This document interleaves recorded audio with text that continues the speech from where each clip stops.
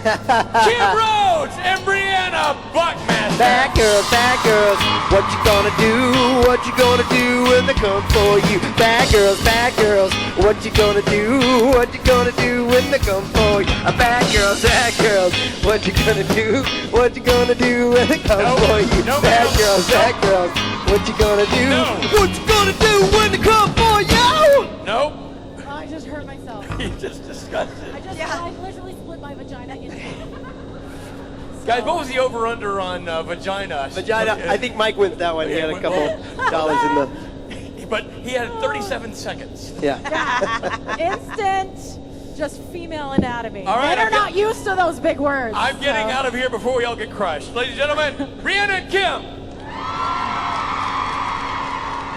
Hi, you guys. Hey. Oh, hello. Okay, we have to take care of a tiny little piece of business first. Yes. We're going to go into questions, but who was at the pajama party last night?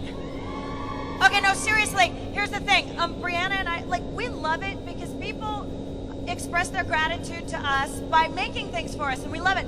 We actually made things for you to give you at the pajama party, and I'm a fucking asshole and I forgot. So, if you were at the pajama party last night, just come up here in a little line. I'll get you your present, but we're gonna go carry on with questions and stuff like that. But pajama party people, please come up here so I can get you your present. Yay, cute, cute, it's all happening. Yeah, get all the pictures. What? It's just a person up here. Oh, look at my crop top. Yeah, I went for it. I don't care. Fucking hot in Phoenix. You can see a little skin. You can handle it, right?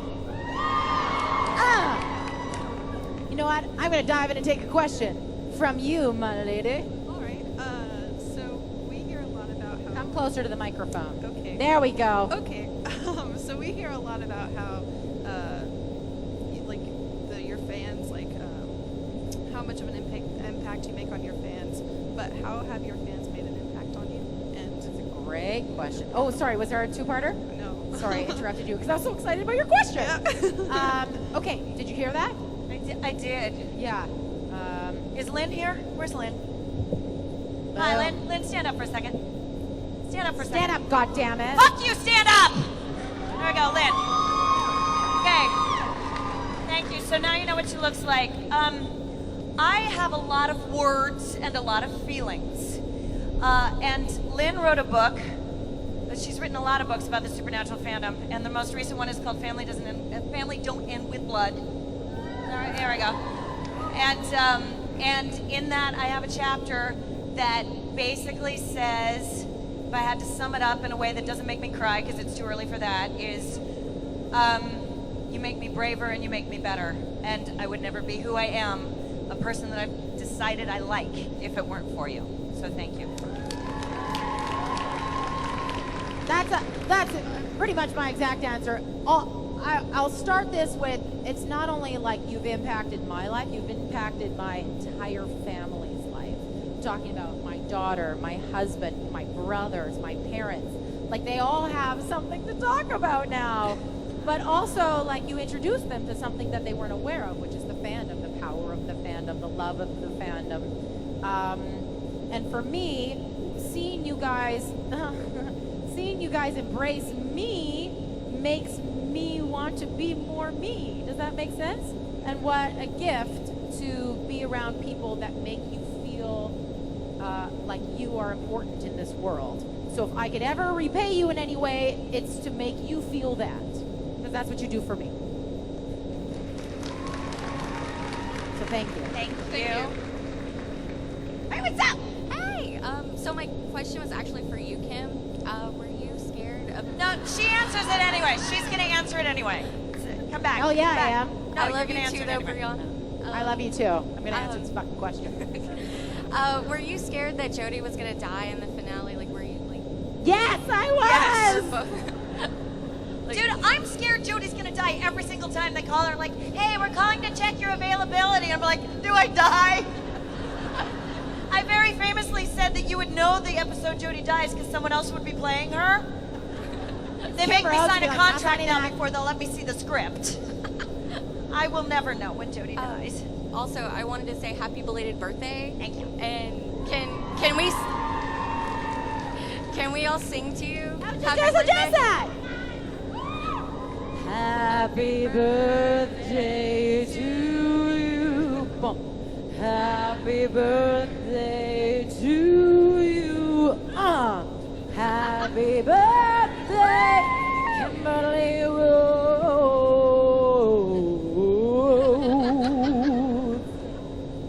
Happy birthday to you.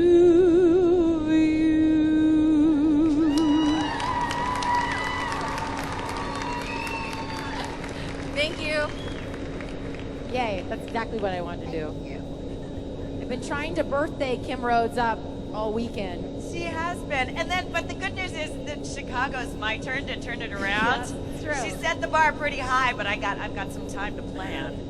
It's my birthday in Chicago. Yeah, you can cheer for that. I've been doing for months, I've been telling everybody that it's my birthday in Chicago, like everybody on the circuit. And today, like Rob was like, yeah, we know. So I make people do that. Get excited. Get excited. Yeah. Yay, Briana was born! She was so terrified. Yeah. You know why? It's because I used to think birthdays were silly and lame. Like after like 25, I was like, meh, it's a birthday, who cares? And I had a girlfriend who went, no. This is your day. This is your day. You were fucking born on this day. You celebrate. And so now I do. Now I just celebrate. And every day or every birthday that I get means I'm 1 year older. Means I got to spend one more glorious year on this planet. And that's something to celebrate. Woo! You're up. Hello. Hey, Kim, it was also my birthday on the 7th, so happy birthday to us. Hey! Geminis. There's twice as many of us as there are of anyone else. So Bri, So, your character and myself kind of have some things in common. I was also in a relationship with a not so nice guy once upon a time. Got out of it. And Woo! now, yeah, woo. So that was honestly really cool for me to see somebody like me. Were you able to draw from any personal experience from that, or was that something you kind of had to pull out? for me, I don't think I was ever in like any kind of abusive relationship, but I was absolutely bullied as a child for the way I looked in high school. For years and years and years, tortured.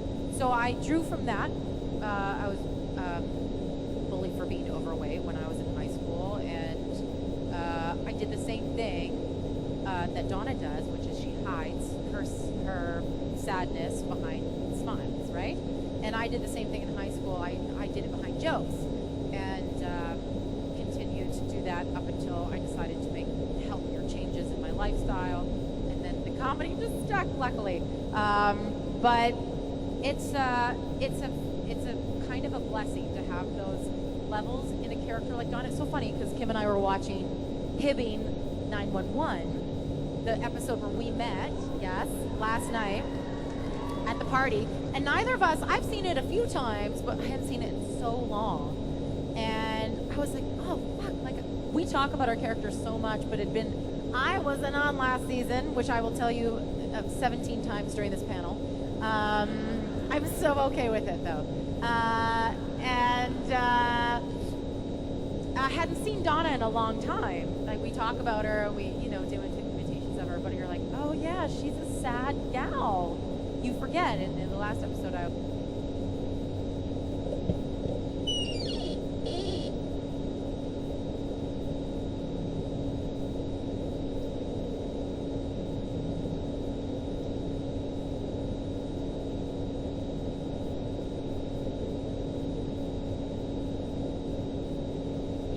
boring, one-dimensional female character, because that's very common in television.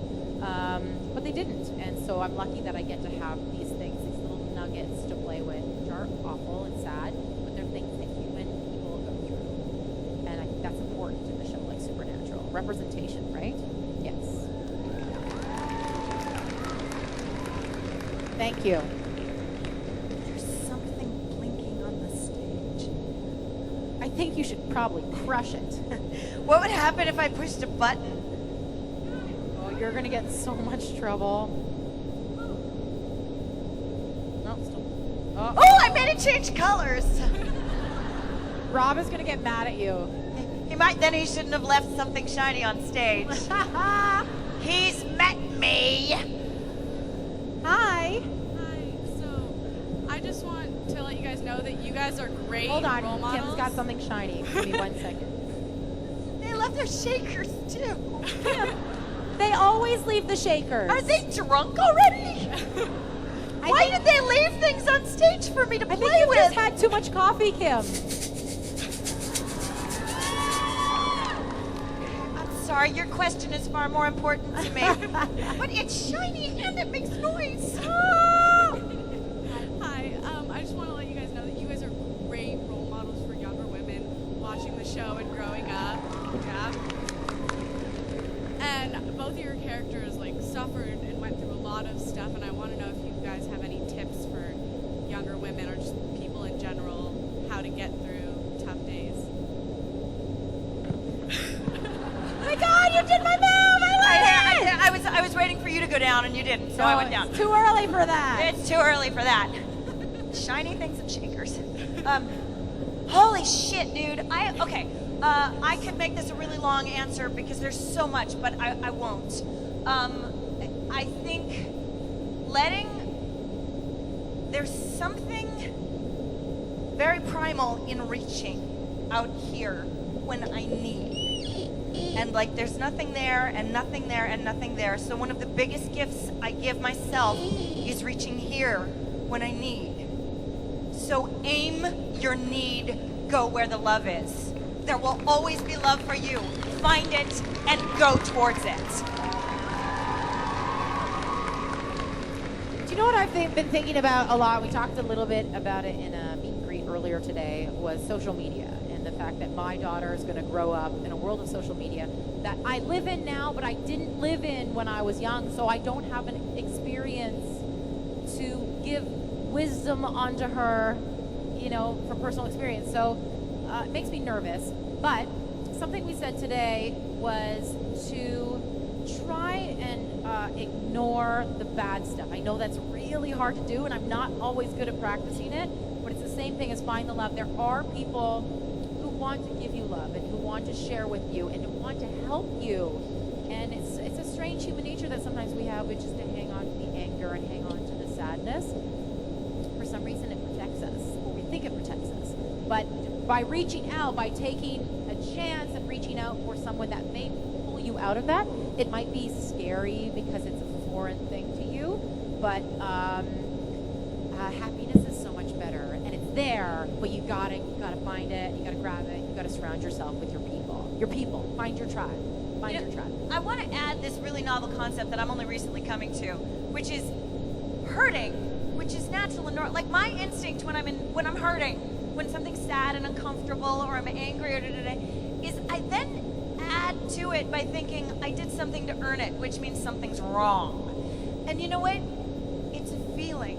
It's okay to have those feelings. It's okay to support someone else when they're sad.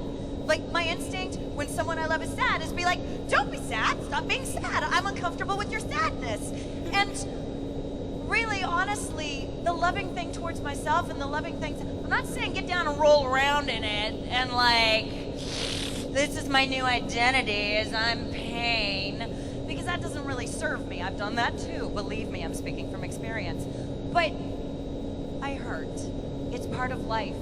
I will get through it. It's okay that I'm here right now. It doesn't mean I've done anything wrong. And when someone else is in pain, a loving thing I can do is just be like, I witnessed this. I'm here. I love you just as you are. We'll get through it together.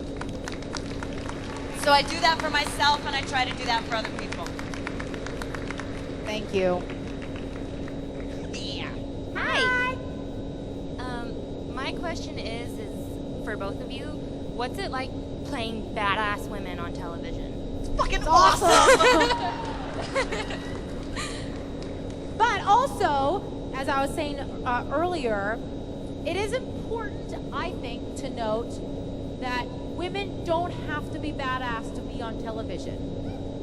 They can be lost, they can be sad, they can feel weak, and they still are people on this planet that need to be represented. I think Hollywood really doesn't know what to do with women, and so there's this new trend, which is great, to have badass, strong women. But there are times as a woman where I am not badass and I am not strong, and I'm still existing in this world, and I need to be represented. So I think that while I love playing a badass woman and I love being a representation of what I always want to see in myself, and that is really a priority for me, I am a complicated, complex woman, and I think that it is important for people to remember that about women. They are complex, and that is okay. You know. Thank you. Thank you. Thank you. Hello. Hi. First of all, I want to say, Bri, I think you're beautiful. I think you're awesome.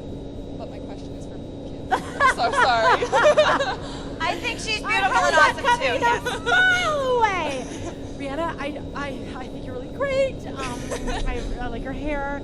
But my question is for Kim. I'm not going to hit you. I am going to attempt to answer this question. It is It's a true, though. fun I do game I think have. you're beautiful. Thanks, baby. So we all know that Jensen and Jared are big man-child.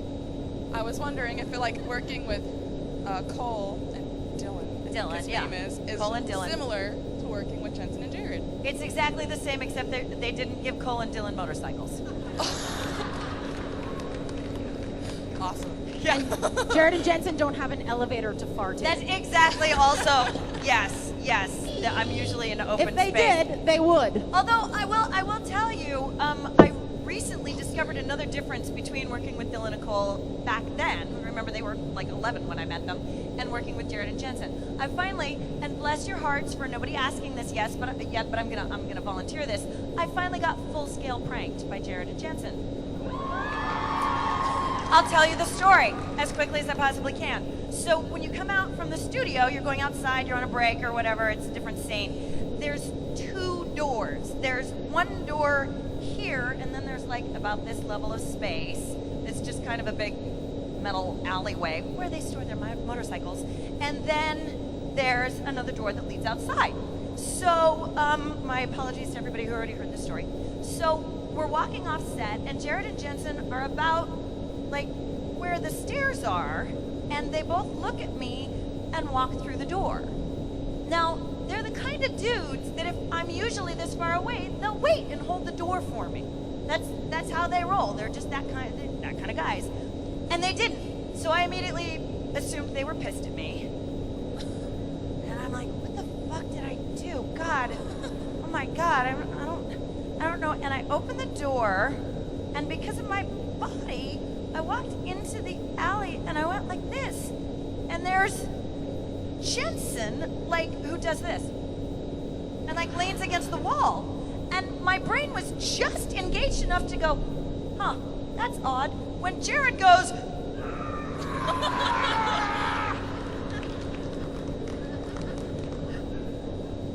Can't put me down, I'm gonna die. And it was, yeah. So that's the extended dance remix version of saying Dylan and Cole were smaller than I was. And I've just recently realized what a dramatic impact that has on how they relate with me. They couldn't pick me up.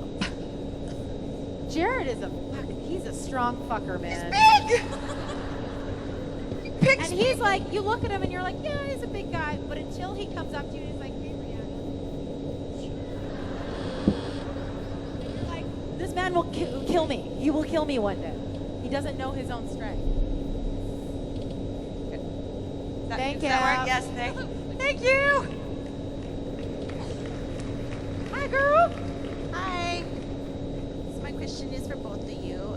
Woo! Miss Kim, amazing season finale. You kicked so much ass. Thank you.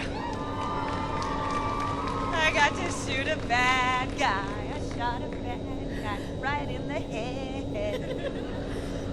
So when you have that much action, how much training do you do? And Miss Briana, when you were watching her kick so much ass, what were your thoughts? Because I was really mad you weren't there, by the way. But Thank you. I was mentioned, and Kim Yes, you did were like mentioned. call me to go. You're mentioned in the script.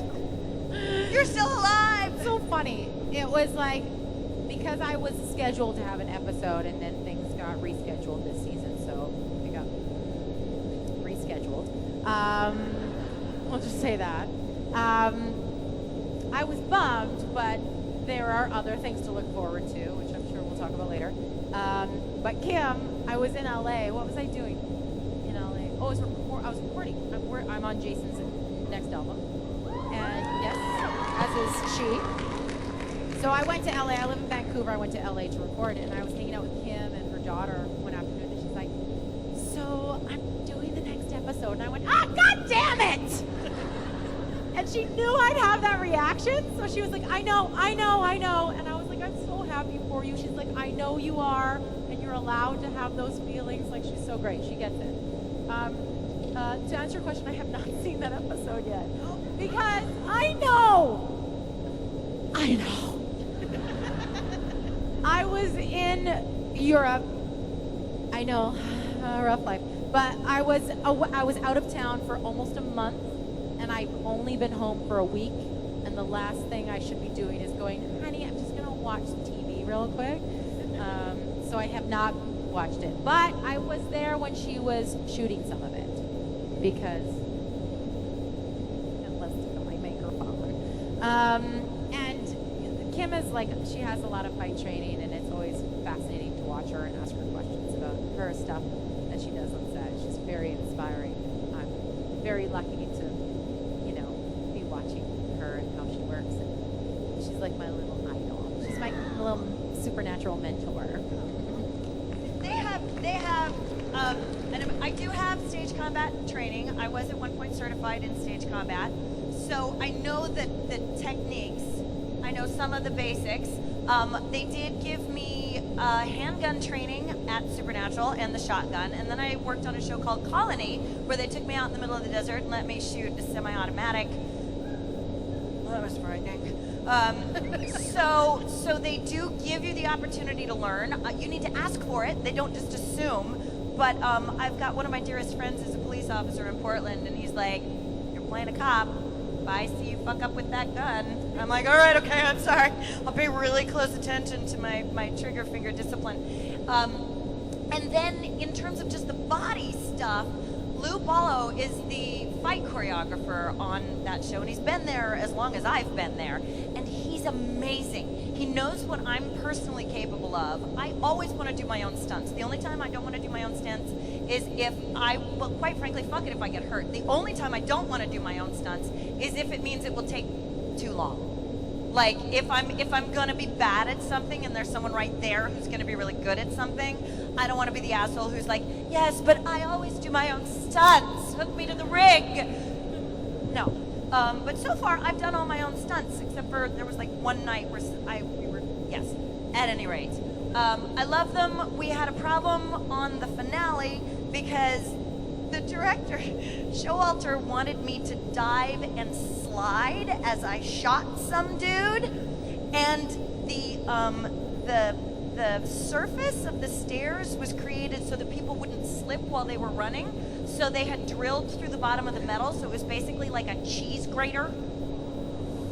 And so there was a big fight because it was really late at night, and they were trying to get the day wrapped, and he's like, "Look, and there was a window that was exploding behind my head, and they were like, she can't be facing an exploding window and sliding across a cheese grater. And there was another side that was going, she only needs to do it once."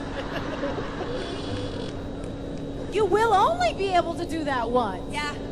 So hopefully we found a decent compromise where I kept my eyes and my skin. Thank you. Thank you.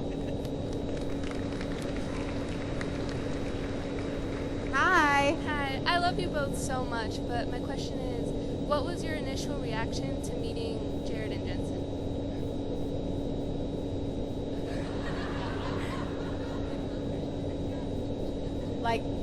like the PG version, or?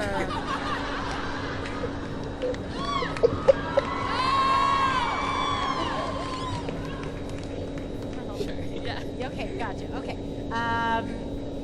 Well, the first scene that I ever shot on Supernatural was the donut scene.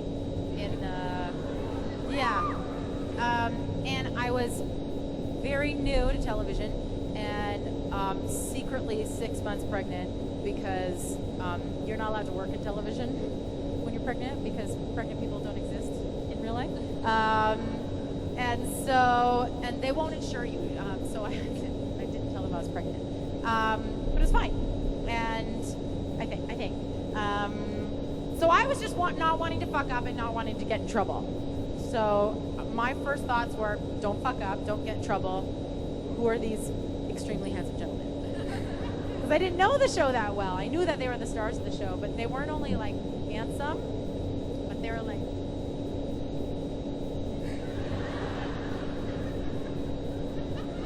you gotta do one of those when you meet.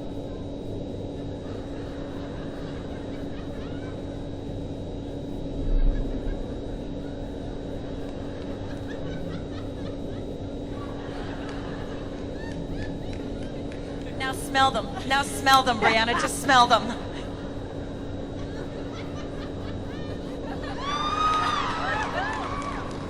Sorry, that wasn't quite PG. But yeah, there's no denying like how attractive they are, and that there's two of them. It's unnatural, if you will.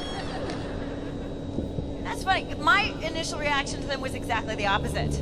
Because the first scene I had to shoot on Supernatural was everyone I know and love in the entire world burning on a funeral pyre. And these two fuckers are riding around on little tiny motorcycles and throwing footballs back and forth on the motorcycles. Like they're playing football on motorcycles. And I'm like, I'm fucked. As you do. I'm fucked. Dead puppies, dead puppies, dead puppies. Play Tori Amos, like whatever you gotta do, like da da da da da. Okay, all right. Here's where I'm standing. Dead puppies, dead puppies, dead puppies. And then they come up and they're like, da da da da da, and like it was like an anvil dropped. And Jensen just goes, "Hey, what do you need?"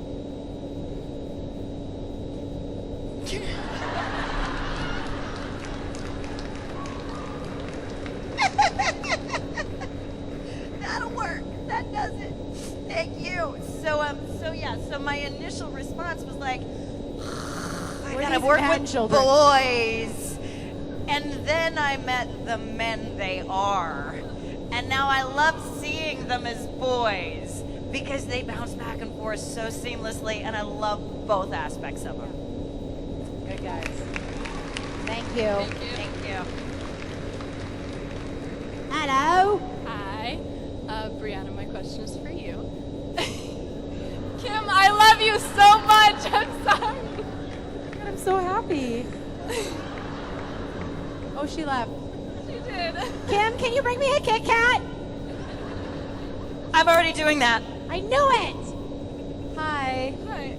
So in a lot of your pictures recently, you've had a septum piercing.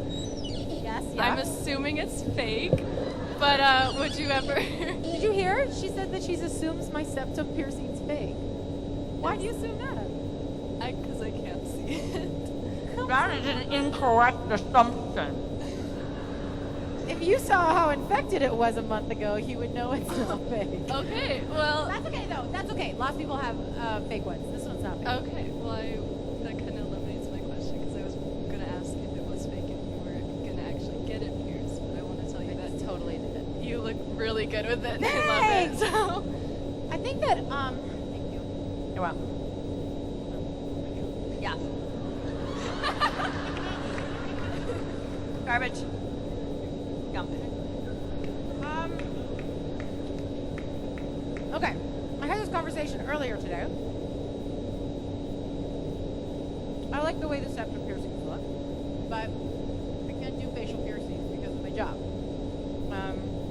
And it was at a convention a while ago, like 6 months ago maybe, that a girl I was signing autographs for had a septum piercing. I was like, fuck, that looks dope, man. I'm like, I can't get one because I can't wear it for work. She's like, you just flip it up. up inside your nose. I was like, oh. So I was like, I wonder if this is going to look good. You know what? It doesn't look good. I'll take it out. Who cares? So I got it. And I love it. I don't know how long I'll keep it for, but I love it. Same with the tattoos. At some point in my mid-30s, I just was like fucking sick of looking the way everybody thinks I need to look. Yeah, I was like, for so long in this industry, we're told you need to dress a certain way. If you're in your 20s and you're blonde, you need to look a certain way. You certainly need to weigh a certain amount. You can't have any piercings. You can't have any tattoos. And I was just like, eat me. I don't care. I do care. I do enjoy looking a certain way, but I don't care what other people think anymore. And that's the story of my son. And I got Kim Rhodes piercing when we were in Germany. Did you guys see that video on Twitter? Did you see her? She didn't even flinch. It was the coolest thing I've ever seen. And she just stood there. Oh, that's it? You really did a nice job. Really it's did. healing very well. It's very hard to get cartilage to heal. But Get a little sore? No. Oh, wow. It was, I will tell you this. Don't ever get a piercing in your ear moments before you're about to hug a bunch of people for photo ops. That was poorly planned on my part. I was like, Briana, we have to switch sides. Yeah. She's like, why are we switching sides? I'm like, ow, make it stop.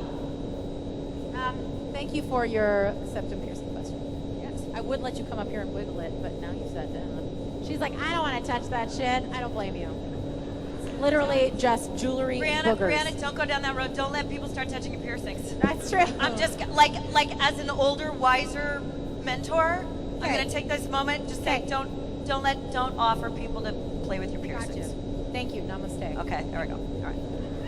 Hi. Hi. Originally, I wanted to ask if you want to choose a love quote I had, but I said that I can't do that. So, is there a quote you guys live by?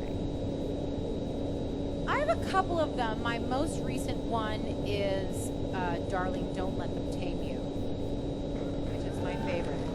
Because, and Kim and I have had so many conversations about this, about the way women should be, the way ladies should be. Exactly. Suck my dick. Sorry, I know there's some youngsters here. My point is that we're allowed to be whatever we want to be. You could be as quiet as you want to be. You could be as loud as you want to be. You could be small. You can take up space. Nobody else is supposed to tell you what to do. So if you want to be wild, I choose to be wild. Be fucking wild. You do you. I think mine vary, but the one that comes to me right now is we are all broken. The cracks let the light in. Thank you. Thank you. That and fuck the man! Yeah! My question is for Kim. Sorry. Are you? Kidding. Was there a big difference filming with Disney and filming with the CW? Was there other than the fact that Jared and Jensen are man-child, but is filming-wise, is that a big difference? They're two completely different styles. The sitcom is a stage, it's a set, and they have 3 cameras set up that all run simultaneously. So they get different pictures, so you're acting, but it's a little more like theater, and we have a live audience. And then the director goes in and cuts between the cameras.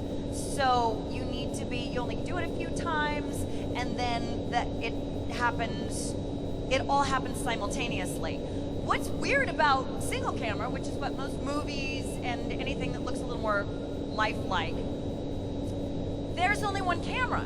So I'll be having a conversation with Briana, and the camera will be here shooting her, and then we'll turn it completely around and change the lighting and change everything, and then it'll be me. So it looks like we're talking to each other, but we're very rarely actually talking to each other at the same time in anything that you do. And that was weird for me to get my head around.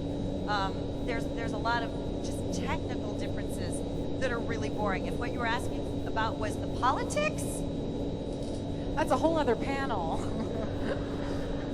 I have felt very supported supported, accepted, and I'm impressed with what you don't see, but I have seen the effects of with CW. I think they're a fucking stellar network, and I am really, really proud of what they're putting on the screen. Yeah, man. Thank you. Thank you. Wow, we have 5. What? I know. All right, I'll talk really fast. Hi guys. Hi. Well, first of all, you guys give great hugs. Thank you. Going back to your badass part, like you guys are total badasses, but your characters don't necessarily start off as badasses, and I think that transformation is great, and I think you guys do such a great job of bringing those characters like aspects. There's that. And my question, sorry, for Kim, because in my heart and soul, you will always be Carrie Martin. And so my question is, how would you relate Jody and Carrie? Do you think she and her boys would be good hunters? Oh God, no. I mean, they like dealt with that ghost. The Poorly, very, very poorly. No, they would be zombie fodder. All fucking 3 of them. They'd be dead. No. Cole. There's a strange relief in saying that and saying. Yeah, no, I'd be dead. No, they die. Well, then Carrie would go first. Then the boys would live for a little while longer, and then because he wouldn't follow directions, Zach would go, and then Cody would think he was going to live because he would have found the solution to solve the problem, and right when he was about to enact it, he would get concerned about a spot on his sweater, and the zombies would eat him. Well, then Briana, how do you feel you would go in their little family role if you were back there with like Carrie and boys? I would want to know why the fuck she doesn't have her own bedroom. That's really my concern. That poor woman was sleeping on a sofa for 3 years! This is on Zach and Cody? Yeah, I think so. She slept on a sofa? Yes. Why? Because it's Disney. She was a single mother, and God knows she was never going to have sex again. So we just make that super clear. Moms don't have sex, Kim. Nope. Yeah.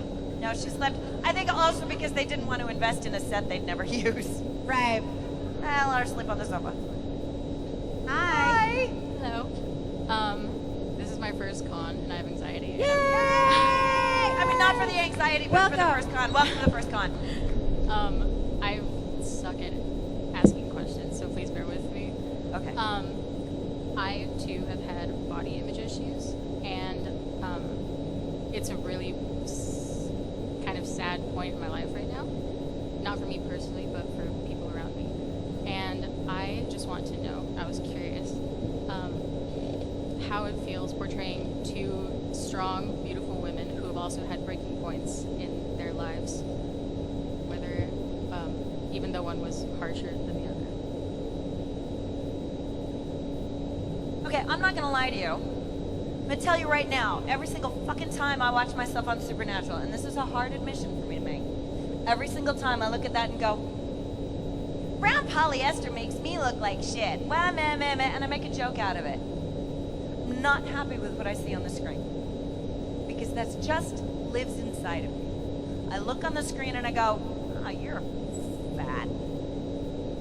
Wow, I'm telling you this so you know, we all have this voice. I watch myself and I go, you're fat. Your hair sucks. You look like a boy. Your tits are sagging. Your face is big. You're never going to be pretty, and it's too late for you. I don't control that voice. That voice is how I was programmed. What I do control is how I respond to that voice. So I recognize it, and I go, thank you for your input. You're wrong. And the more I tell that voice it is wrong, the more I practice. I don't believe it when I say it. I believe that voice when it says it. But the more I practice and the more I go, Briana, tell me that voice is wrong. The more I stand up and go, fuck it, that voice is wrong.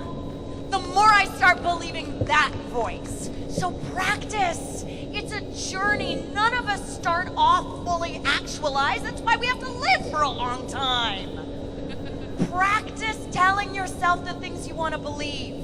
And soon that voice is going to be louder than the voice that says whatever you are is imperfect, because that voice lies. You are fucking perfect.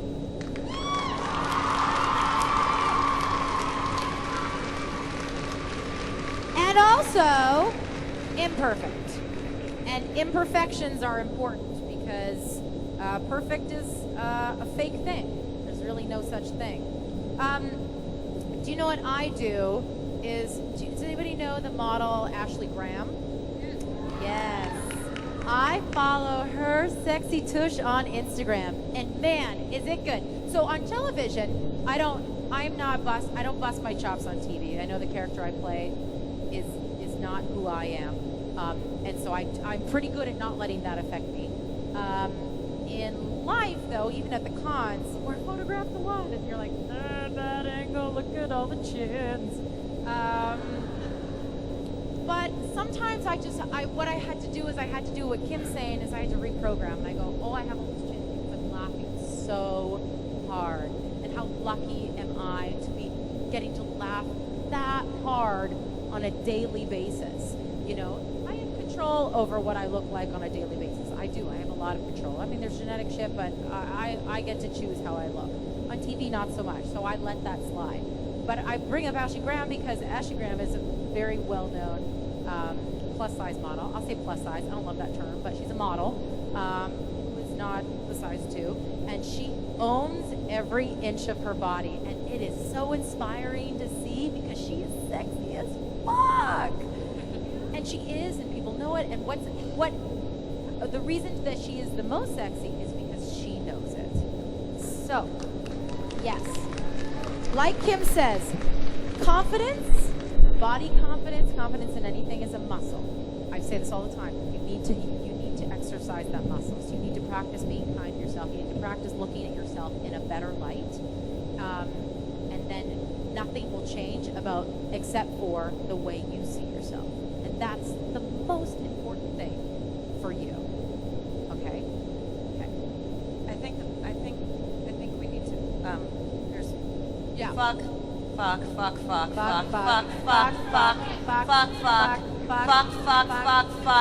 called 20? God damn it! You know what? I'm gonna say this. The only thing I'll say is, Mike was already gloating because he won, and you literally ripped the trophy right out of his hands. Now Billy's the winner. But Billy won. You know what Billy guessed? Just so you know, I want to go through just so the backstory is we sit backstage from the time we're sort of called backstage to come on stage. We have a bet of how many F-bombs we'll hear on stage. And we do the over-under. Mike picked 3, I went 5, Rob, you were 4, Norton was 6, and Billy went with 75. So just so you know, the big winner. How was it, ladies? Really awesome! Kid Rhodes and Briana Buckmaster. I pressed the button. Okay. Rob's not singing. Rob sing. What you gonna do? What you gonna do when they come for you? Bad girls, bad girls. What you gonna do? What you gonna do when they come for you? A bad girls. What you gonna do? What you gonna do when they come for you? Phoenix, have you noticed that every time we come on stage, William has a small glass of iced tea with him? He's been drinking iced tea all day.